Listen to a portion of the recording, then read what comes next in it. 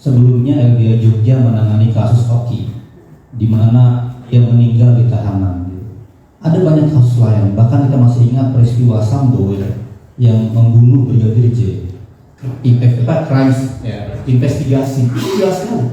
Itu bahasa kasarnya, lu salah semuanya. Kesimpulannya, lu prosesnya, keputusannya salah semua. Nah, pertanyaannya Pak Listio ketika bilang sudah ada kesalahan pendekatan scientific crime investigation, kenapa nggak dibongkar? FBI mencatat di 2022 sampai 2023 lebih dari 300 kasus atau korban penyiksaan.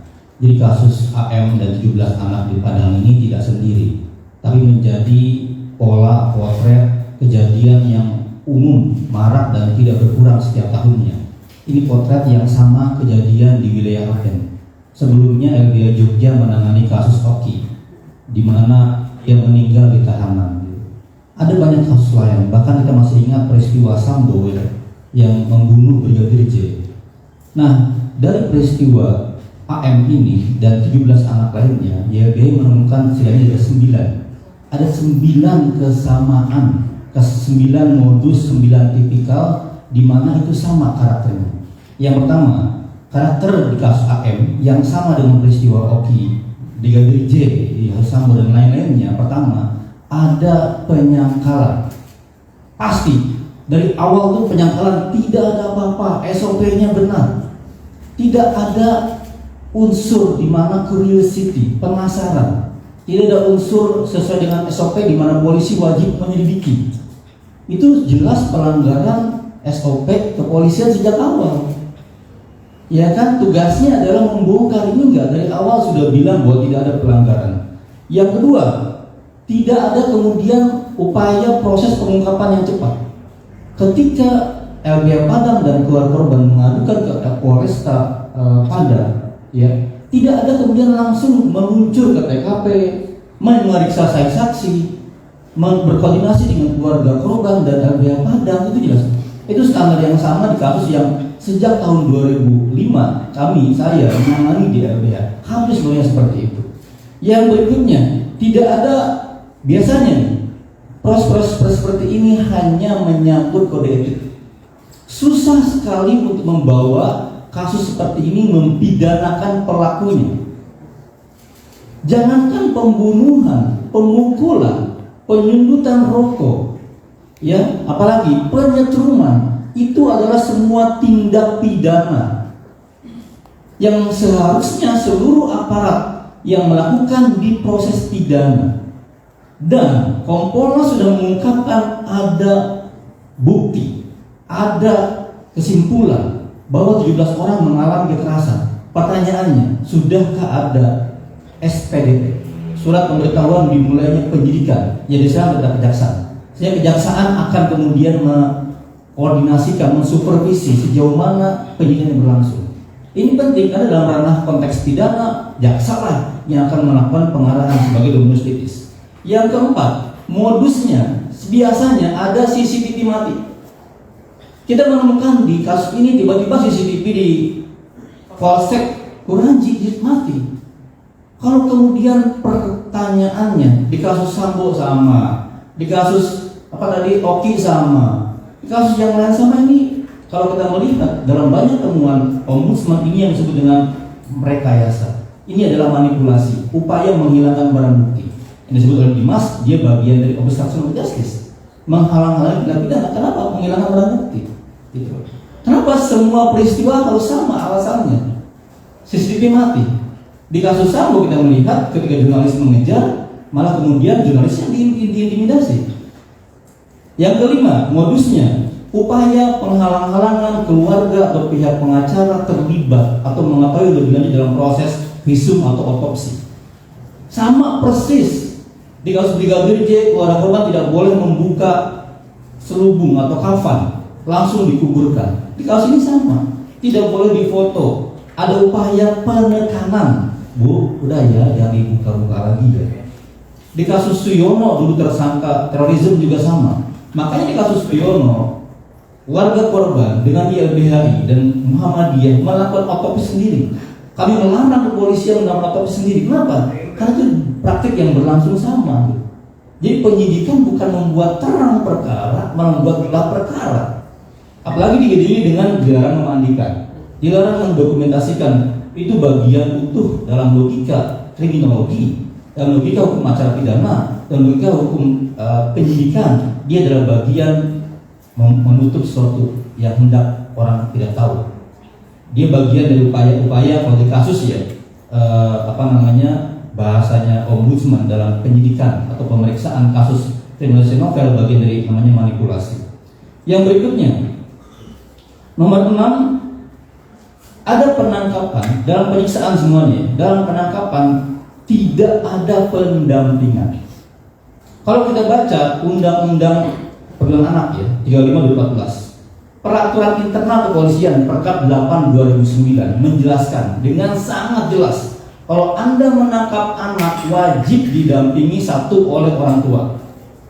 Yang kedua, wajib didampingi oleh namanya pendamping khusus, pendamping sosial. Yang ketiga, wajib didampingi oleh pengacara. Itu jelas bunyinya.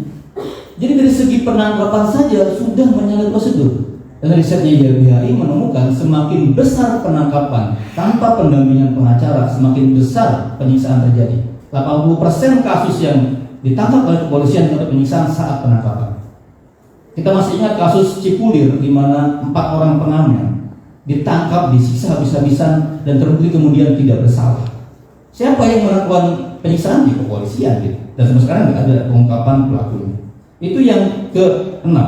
Yang ke-7, ada upaya menuntut dengan cara memberikan uang santunan.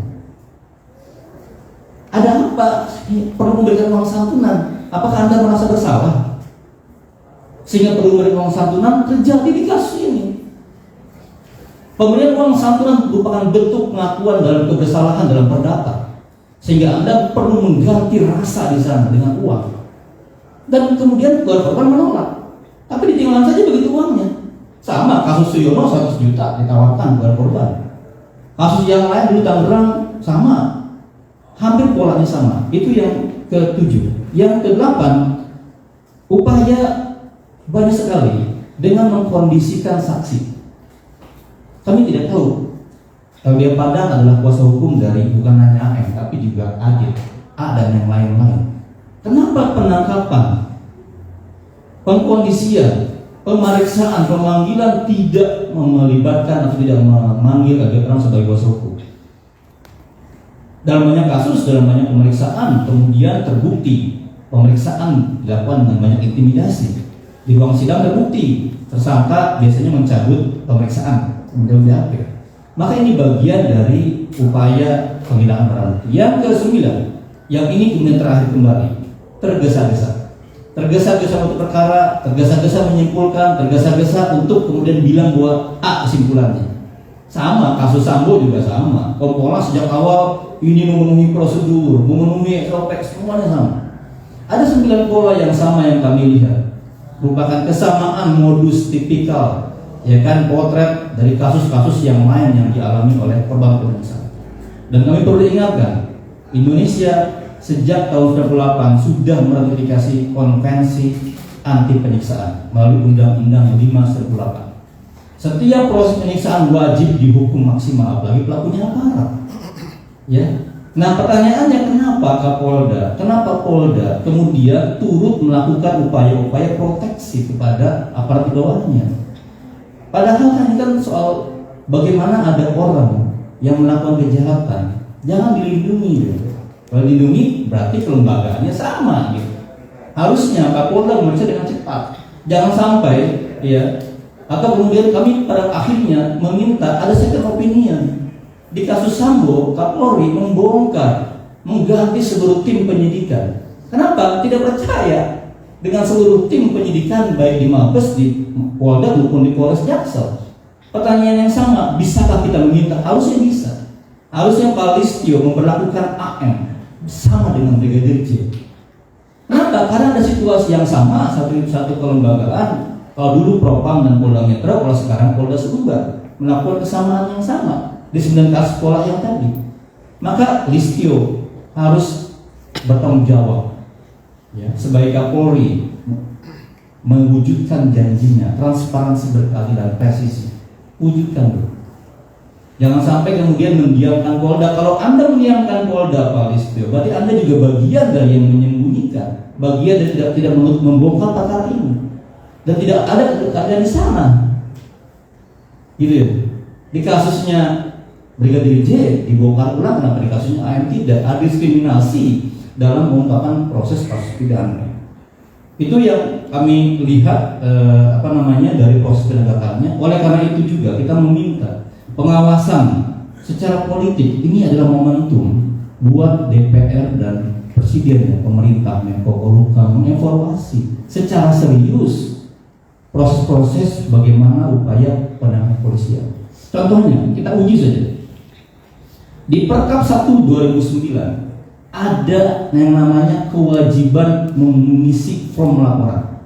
Setiap aparat yang melakukan tindakan-tindakan kepolisian dalam pasal 5 ayat 1 huruf D, E, F menggunakan kekuatan tangan lunak, tangan keras, dan senjata tumpul lainnya wajib membuat form laporan segera setelah selesainya tindakan kepolisian. Di situ diungkapkan di form itu dampaknya apa yang dilakukan, peristiwanya apa. Kan jelas. Sekarang pertanyaannya ada enggak? Kalau enggak ada, berarti jelas SOP pertama dalam peraturan Kapolri 1/2009 enggak dilakukan. Pertanyaan berikutnya, yang ketiga dari saya. Kalau kepolisian berargumentasi dia meninggal karena jatuh, dan itu dalam operasi kepolisian, Sabara datang ke situ. Pertanyaannya, kenapa polisi tidak menolong dia? Dia dalam pengejaran, dalam operasi, kemudian dia loncat. Bukankah itu artinya mendiamkan kematian? Logika itu harus nyambung itu. Ini logikanya nggak nyambung. Ada orang loncat dibiarkan sehingga sampai meninggal ditemukan, sehingga argumentasi itu patah seketika. Logika yang kedua, kalau loncat yang pasti akan terkena dan rusak adalah kaki dan kepala. Jatuh duluan di kepala kaki, apakah kakinya patah? Apa kepalanya bocor dan retak? Enggak ditemukan. Patahan yang kedua secara logika kriminologi forensik patah langsung di situ. Pertanyaannya, kenapa rusuknya patah 6 biji dan langsung merusak paru-paru? Itu pertanyaannya kenapa? Itu yang perlu dibuktikan. Lebam-lebam tubuh lain kenapa? Harusnya forensik bisa membongkar itu. Dan dalam banyak kasus harusnya forensik eksternal dilibatkan. Karena apa? Karena kalau Polres atau Rumah Sakit Bayangkara bawahan Kapolda, dia strukturnya direktur di bawah Kapolda, bahkan dia di bawah Wakapolda, di bawah Kombes dan lain-lainnya. Bagaimana kita bisa percaya sama kemudian upaya otopsi dilakukan oleh internal sendiri gitu? Maka penting di situ melibatkan dan mengevaluasi keterlibatan Rumah Sakit Bayangkara dalam pemeriksaan polisi. Penting sekali dalam banyak hal seperti ini harus oleh forensik eksternal membongkar semuanya, karena sangat mudah. Ilmu forensik sudah sangat maju gitu. Makanya Kapolri langsung membuka, menyatakan ada kesalahan pendekatan scientific crimes investigasi. Itu jelas sekali. Itu bahasa kasarnya lu salah semuanya. Kesimpulannya, lu prosesnya, keputusannya salah semua. Nah, pertanyaannya Pak Listio ketika bilang sudah ada kesalahan pendekatan scientific crime investigation, kenapa nggak dibongkar? Kenapa nggak segera diambil alih? Itu desakan dari kami. Kita harus membuka keadilan karena apa? Karena besok lusa anak kita, adik kita, teman-teman bisa kena kapanpun. Lagi bertugas, lagi meliput, lagi sedang bersidang, tiba-tiba dapat kejadian. Kalau satu kasus Afif nggak terungkap, maka dia jadi ancaman buat puluhan, ratusan juta warga negara yang lain. Terima kasih. Wassalamualaikum warahmatullahi wabarakatuh.